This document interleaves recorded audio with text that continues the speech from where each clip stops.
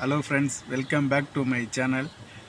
2ஆம் தேதி கேட்ட சம்பளம் 3ஆம் தேதி அக்கௌண்ட்டுக்கு போட்டு 4ஆம் தேதி எடுக்க முடியாமல் இன்றைக்கி தான் போய் சம்பளம் எடுத்து போட்டு வரேன்.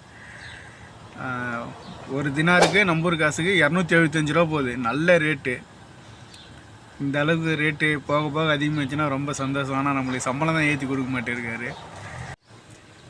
அப்புறம் சாப்பிடல, காலையிலேருந்து சாப்பாடு கொடுக்கல. ஒருவேளை கொடுக்க மறந்துட்டாங்களா என்னன்னு தெரியல. ஓனர் வந்து கார் எடுத்துன்னு போயிருந்தார். ஓனர் மேடம் எல்லாம் போயிருந்தாங்க. நான் ரூம் போல் தான் இருந்தேன். நான் இன்றைக்கி வேலைக்கு போகல. வீட்டு பணிப்பெண்ணா நினச்சின்னு இருப்பாங்க. சப்போஸ் நான் தான் மேடத்தை வெளியே எடுத்துன்னு போயிருப்பேன், எனக்கு வெளியே சாப்பாடு கொடுத்துட்டு இருப்பாங்கன்னு நினச்சிருப்பாங்களா என்னன்னு தெரியல. எனக்கு சாப்பாடு கொடுக்கல. பசி வர ஒரு பக்கம் எடுக்குது. கரெக்டாக மணி இப்போ 1 மணி ஆக போகுது. இப்போ ஸ்கூல் டியூட்டி இருக்குது. இப்போ எதுக்கு காரில் உக்காந்துங்கன்னா இப்போ தான் இப்போ காசு போட்டு அப்படியே வரேன். ஏன்னா அதுக்கப்புறம் டைம் இருக்காது, வண்டி சாவி நம்மள்ட்ட இருக்காது. கிடைக்கிற இந்த 5 நிமிஷத்தில் போய் டக்குன்னு காசு எடுத்து போடலான்னு சொல்லிட்டு போய் எடுத்து போட்டு வந்து உக்காந்து இருக்கிறேன். அதால் தான் இன்ட்ரோவோட போகும்போது ஆரம்பிக்கலை. போய் காசெல்லாம் போட்டு வந்து இப்போ ஃப்ரீயாக ஆரம்பிக்கிறேன். சாப்பாடு தான், பசி தான் ஒரு பக்கம் இருக்குது. போய் ஹோட்டலில் சாப்பிட்லாமா, இல்லை இன்னும் 1 மணி நேரம் வெயிட் பண்ணால் 2 மணிக்கு மதியம் சாப்பாடு கொடுத்துருவாங்க, அதை சாப்பிட்றலாமா அப்படின்னு யோசிச்சுன்னே இருக்கிறேன்.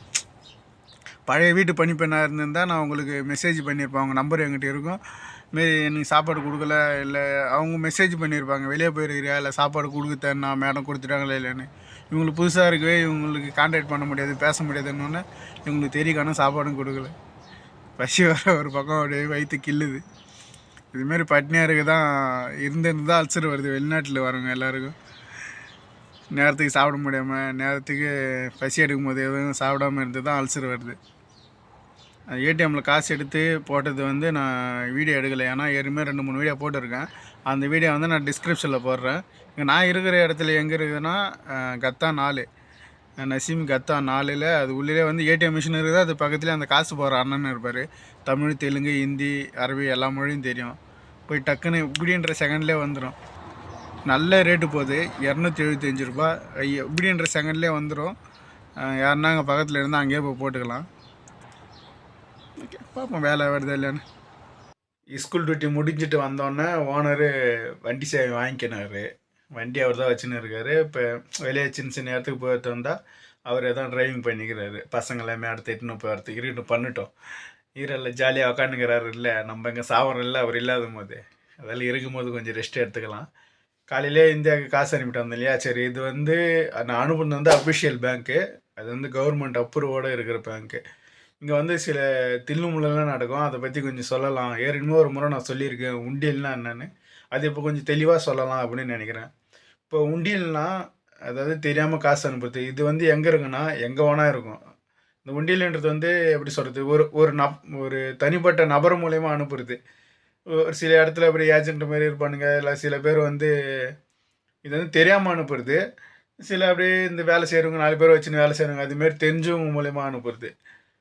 இப்போ இது எப்படி அனுப்புவாங்கன்னா, இதுக்கு வந்து எந்த ஒரு ஸ்டேட்மெண்ட்டு பேப்பரும் வராது, எந்த ஒரு டீட்டெயிலும் வராது. அவங்க போய் இன்றைக்கி கூகுள் ரேட் எவ்வளோ போகுது, அதாவது ஒரு தினாருக்கு எவ்வளோ போகுது, இந்த கண்ட்ரிக்கு எவ்வளோ போகுது அப்படின்னு சொல்லிட்டு செக் பண்ணாங்க. ஃபார் எக்ஸாம்பிள் 275 ரூபாய் இன்றைக்கி போகுதுன்னா, இப்போ நம்ம 100 தினார் அனுப்புறோன்னா 27,500 ரூபாய் அப்படியே அனுப்பி விட்ருவாங்க. ஒரு ரூபாவோட கமிஷன் எடுக்க மாட்டாங்க.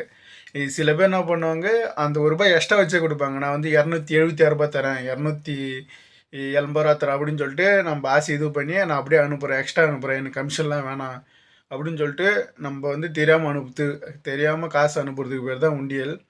இதுமாரி பல இடத்துல நடக்கும். புதுசாக வரவங்க இந்தமாரி ஒருத்தவங்க சொல்கிறாங்க அதெல்லாம் வந்து அனுப்பலாம் அப்படின்னு நீங்கள் யாருன்னா உங்களுக்கு ஆசை காட்டினாங்கன்னா அதெல்லாம் வேணாம். அதெல்லாம் வந்து ஆபத்தில் முடியும். ஏன்னா அதெல்லாம் வந்து கணக்கில் வராது, காசு கணக்கில் வராது, அக்கௌண்ட்டு மூலியமாக வரும். அது வந்து பெரிய பிரச்சனையாக வந்துடும். உங்கள் பேங்க் மூலியமாக செக் பண்ணி இப்போலாம் இப்படின்றதுக்குள்ளே எல்லா விஷயத்தையும் எடுத்துடலாம் பேங்க்லேருந்து.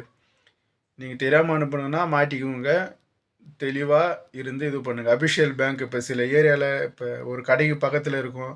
அதுமாரி அஃபிஷியலாக கடை வச்சுருப்பாங்க இல்லையா பேங்க்கு, அந்த பேங்க்கில் போய் காசு போகிறது தான் நல்லது. யாருன்னா ஆசை காட்டுறாங்க, 1 ரூபாய் அதிகமாக தராங்கன்னு தேவையில்லாத இடத்துல போட்டு தேவையில்லாத பிரச்சனைலாம் மாட்டிக்காதுங்க. ஏன்னா இங்கே நம்ம பழகி தான் வந்திருக்கோம். இது நான் எதுக்கு திரும்ப திரும்ப சொல்கிறேன்னா, ஏன்னா இங்கே வந்து நம்ம இந்தியா மாரி கிடையாதுங்கலாம். சட்டம் ரூல்ஸ் எல்லாம் ரொம்ப பயங்கரமாக இருக்கும். தெரியாமல் போய் நம்ம ஒரு பிரச்சனையில் மாட்டிங்கன்னா அதுலேருந்து மீண்டு வரது ரொம்ப ரொம்ப கஷ்டம். அதுக்கு தான் நான் அப்பப்போ போகிற 1-2 வீடியோலாம் நான் தெளிவாக சொல்லுவேன். நம்ம வேலைக்கு தான் வந்திருக்கோம்.